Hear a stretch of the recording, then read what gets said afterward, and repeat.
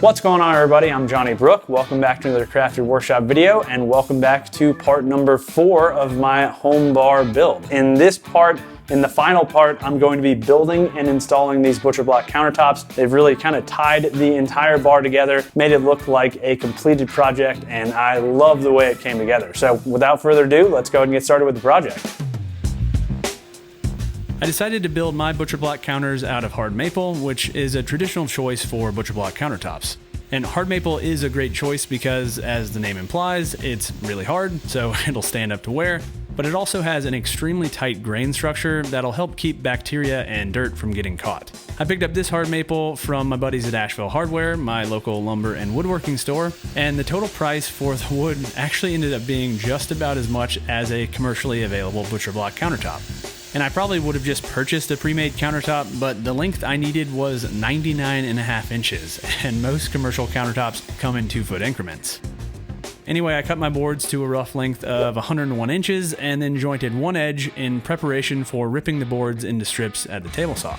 And after jointing, I headed over to the table saw, and that's where my problems began.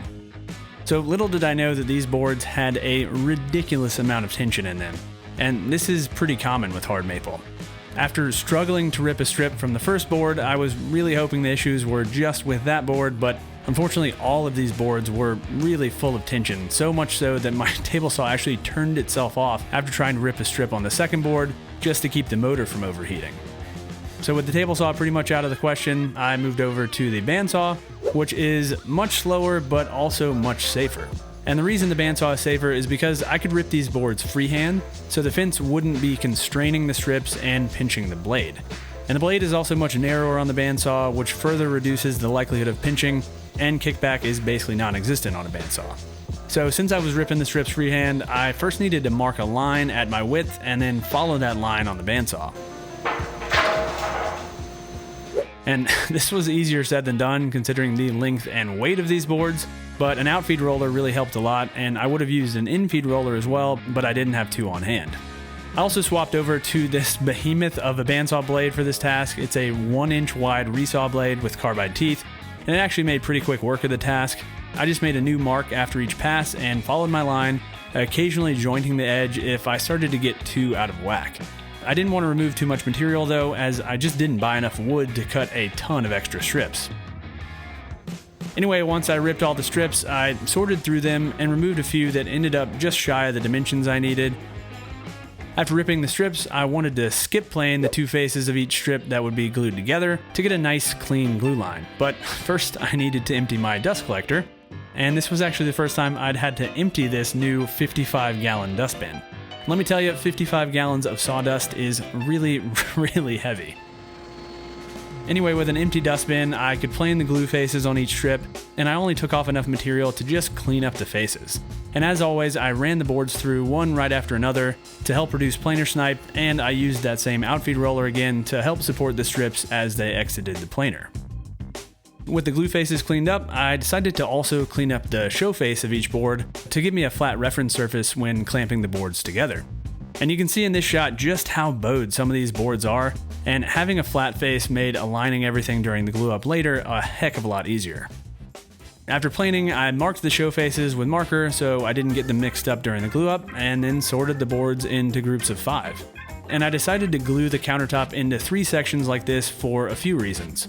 First, trying to get all of these strips aligned in one big glue up would have been incredibly stressful since I would have been fighting the glue curing.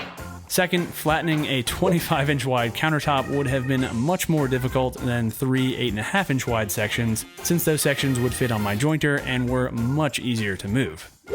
So after rotating the boards so the glue faces were facing up, I swapped over to this super handy glue spreader attachment from Rockler on my glue bottle, and this glue spreader really helps to apply glue evenly without applying more glue than you need and making a huge mess. After applying glue, I made sure the strips were aligned squarely and then slowly tightened the clamps, wailing on the boards with a dead blow mallet to get them flat against my parallel clamps. And again, since the flat show faces of the strips were facing down, I could just make sure those strips were nicely aligned. Since this countertop was longer than any of my work tables, I ended up with a good portion of the countertop overhanging each end of the table. So to help align those ends, I clamped the strips to one of my Rockler bar clamps with some F-style clamps. Also, you can see here why they say a woodworker can never have too many clamps. Anyway, after letting this first section sit in the clamps for about an hour, I removed the clamps and scraped off the glue squeeze out, and it's a ton easier to do this while the glue is still slightly wet than waiting for it to fully dry. And I just repeated the same process on the other two sections off camera and let the glue dry on all of the sections fully overnight. With the glue completely cured, I could get the sections flattened, and luckily I just upgraded to a brand new 12-inch Powermatic jointer, so these 8.5-inch sections fit just fine, but you could just break your countertop down into more sections if you have a smaller jointer. If you don't have a jointer, you could probably get away with skip planing your countertop sections as long as they're reasonably flat, or you could use something like a planer sled to get them perfectly flat. Luckily, my sections were pretty flat and I only had to make 2 passes of the jointer, and then I could clean up the other face at the planer. And once again, I wanted to remove the minimum amount of material, so I only raised my planer bed about a quarter turn per pass. And removing less material also results in a nicer surface finish, especially with this helical head on my planer. After getting the sections to their final thickness at the planer, I jointed the edges to square them up, and then ripped the sections to final width at the table saw. Actually, after ripping the sections of the table saw, I made one more extremely light pass at the jointer on the edge I cut with the table saw, and I find the jointer leaves a cleaner edge than the table saw, especially on pieces this large. Finally, with the sections milled square, I could get ready for the big glue up. And to help keep the sections aligned during the glue up, I used dominoes, but biscuits or dowels would give you very similar results. That said, I'd really encourage you to use something to help with alignment, as any mismatch in the surface will require a lot of work later on. I marked for dominoes roughly every 8 inches and then cut the mortises, making sure to actually count them out to ensure I didn't miss any. And I've done that in the past, and let me tell you, it makes for a really stressful glue up, trying to figure out why your boards just won't go together. Anyway, after cutting the mortises, I could get the sections glued together, which went fairly uneventfully, and I'm lucky in that I have quite a collection of parallel clamps, so I might have gone a little bit overboard with the clamping. It's also really important to apply even clamping pressure from both sides of your glue up to keep it from cupping. And I actually over-tightened the clamps on the underside of my top and ended up loosening them slightly later on to remove the slight cup I had actually added with the clamps. Once the glue dried for a few hours, I scraped off the excess glue and then could get the countertop cut to final length. I used my track saw for this, but a circular saw and straight edge would work in the exact same way. After cutting one end square, I measured and marked my final length of 99.5 inches and then cut the other end square. And after cutting, I double checked for square by measuring the diagonals and ended up pretty much dead on. Dead on. When cutting one of the ends, I noticed a hairline crack running from one end of the strips. And I wanted to just quickly stabilize the crack, so I added some painter's tape to seal the bottom and side of the crack, and then added some thin CA glue. And the CA glue is thin enough to run down the entire crack, as you can see through the painter's tape, and a quick spritz of activator cured the CA glue instantly and locked the crack in place. Next, it was time to get the countertop prepped for finish. To clean up the glue lines and get the top evened out, I pulled out my cabinet scraper, which is a tool I actually haven't used much in the past. And a woodworker friend of mine showed me how to really dial it in, and I must say it really helped get this top smoothed out prior to sanding. After scraping, I could sand the top with 120 grit to really smooth it out. All right, while I'm sanding, let's take a second to talk about the sponsor of this week's video, Norboard, and their Become a Framer campaign. So in case you don't know, framing talent is at a massive shortage right now in the US, and I think that's because most kids these days are pushed towards a traditional four-year degree. I know I was, but framing is a pretty cool job. You get to work outside, you get to work with your hands, you get to build stuff, and the pay is pretty dang good, and it is rising because there is a shortage. The other nice thing is that you can get educated on framing for a lot less than you used to be able to, and in some cases even free. So to learn more about becoming a framer and to be entered to win one of these awesome Est-Wing framing hammers, as well as some other really cool prizes, visit becomeaframer.com/craftedworkshop, and there you can see all kinds of stats and basically how you can learn to become a framer. Thanks again to Norboard for sponsoring this week's video, and let's go ahead and get back to the project. After sanding with 120 grit, I pulled out my router and a chamfer bit from Infinity Tools and added a chamfer to the top and bottom edges of the countertop. And I realized a chamfer on the back edge of a countertop is kind of pointless, but it'll be covered by my backsplash and caulk anyway, and it's actually easier to get a clean corner by chamfering all of the edges rather than trying to stop the chamfer at the corner. And these sharp edges are also super fragile, so the chamfer will just help to keep the edges intact when I move the countertop into place. It would have been pretty tricky to chamfer the corners with the router, so I pulled out my block plane after chamfering the rest of the edges. And it's important to chamfer the corners after the other edges just to help reduce blowout.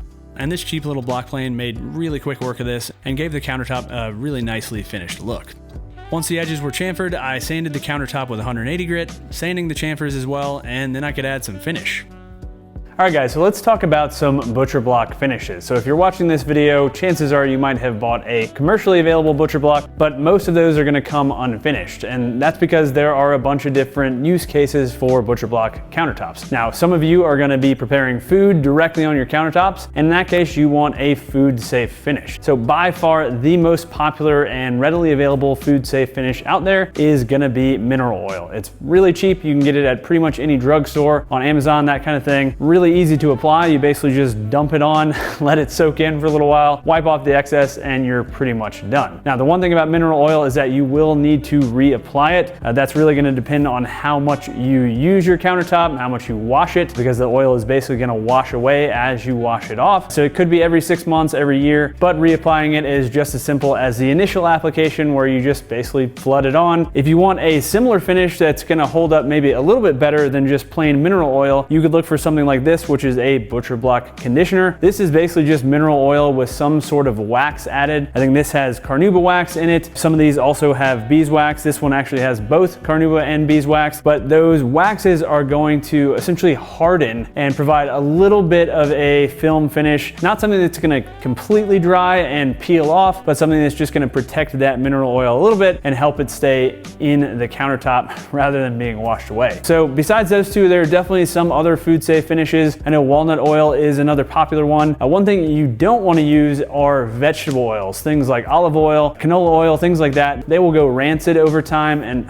obviously you do not want that. So stick with something like mineral oil or a butcher block conditioner, and you should be pretty good to go there. Now, in my case, this is a home bar counter. Anytime I'm going to be doing any sort of food prep like slicing citrus for cocktails, I'm going to be using a cutting board. So I want a finish that's basically going to be super durable, impervious to water, and for that reason, I'm going with a marine grade finish. So I've got a couple different finish options here from Total Boat, who is one of the sponsors of this week's video. So I'm going to be using the Halcyon Clear, and the nice thing about Halcyon is it is a water-based finish, which means I can thin it really easily with water, clean it up with water, and it dries super quickly. I can recoat this stuff after about an hour. And that's one other thing I should probably touch on. Whatever finish you end up going with, whether that's a food safe finish or a film finish like these marine finishes, you want to finish the top and the bottom of your countertop. If you just finish the top, you're gonna have a lot of issues with your countertop cupping or bowing over the seasons as humidity is absorbed through that unfinished side. So hopefully that's been helpful. Hopefully you have a few finishing options in mind now, and let's go ahead and get back to the project and I'll show you how I applied the finish to this countertop. So as I mentioned, I used Halcyon Clear for the finish on my countertop, and I decided to spray it on, although it can be brushed or rolled on as well. I thinned this finish about 20% with water after applying the first coat, and that made it spray a lot better in my experience. I sprayed 2 coats on the bottom of the countertop, letting the finish dry about an hour between coats, and then flipped the countertop over to finish the top. And before doing that, I vacuumed off any dust just to make sure I got a really perfect finish, and then I sprayed on 3 coats, sanding with 320 grit after the second coat. After the last coat dried, I could get the countertop loaded up and brought to the house, which was a little bit tricky by myself. And this Rockler Material Mate cart has become an absolute lifesaver in the shop. I highly recommend picking one up if you have to move pieces around your shop solo like I do. Before putting the countertop in place on the cabinets, I went ahead and drilled holes through which I'd attach the countertop. And the stretchers were the perfect spot for attaching the countertops, and I drilled large oversized holes to allow for seasonal wood movement. If you don't drill oversized holes, your countertop will most likely split in the future, especially if you're installing it in the middle of summer like I am. Once the holes were drilled, I moved the countertop into place, and the only spot where I had some interference was the trim around the door, which I knew was going to require some scribing. So I marked out where the countertop met up with the trim and then cut away the trim with an oscillating tool. And I figured it'd be a lot easier to scribe a square corner into the trim rather than trying to scribe the countertop to the kind of undulating trim, which I want to replace with more modern looking 1x4 trim in the future anyway. After cutting away the trim, I could slide the countertop into its final location and get it attached with 1.5" screws from below. And I added large washers to the screws to keep them from going straight through my clearance holes, and I also pre-drilled for the screws in the underside of the countertop. The last thing I wanted was to split my countertop at this point, and I definitely recommend you pre-drill your holes as well. With the countertop attached to the base cabinets, the last step to finish the countertop was to add a bead of caulk around the perimeter, and I'll most likely be adding a tile backsplash at some point in the future, but the caulk would just keep water from running off behind the countertop in the meantime. So as I mentioned earlier in this series, I designed these cabinets to fit a sink, so the last step for me was to get my sink and faucet installed. First, I needed to cut a hole for my sink, which is designed to be both an undermount or drop-in sink, and I went with the drop-in option to help reduce the water contact with the countertop, and drop-in sinks are also a lot easier to install in my opinion. So I traced out the edge of the sink and then marked another line 5/16 of an inch in from the original line, which was just based on the sink instructions. To cut out the hole, I first drilled an access hole for my jigsaw blade and then cut the opening with my jigsaw.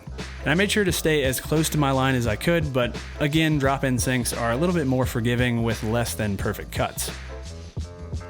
After cutting the opening, I vacuumed up any dust, applied a bead of silicone to the bottom edge of the sink, and then dropped it into place. And this sink is held in place with these little clips, which I attached on the underside of the sink. Finally, I could install the sink, and the sink I went with required an 1 3/8" diameter hole, which I drilled out with a Forstner bit, and I just made sure the hole was centered with the sink.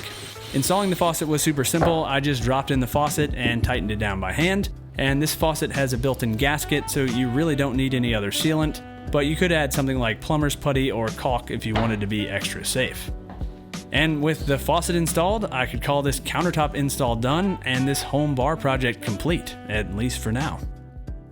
All right, hopefully you guys enjoyed this one. This was a massive, massive project for me. I think it's been 4 weeks now of building total. I love the way the whole thing came together. I think it's a beautiful addition to our home. As always, I'll have links to all the tools and materials I use down in the video description below. If you're not already subscribed, go ahead and get subscribed and ring that little notification bell so you don't miss my future videos. All right, thanks for watching everybody, and until next week, happy building.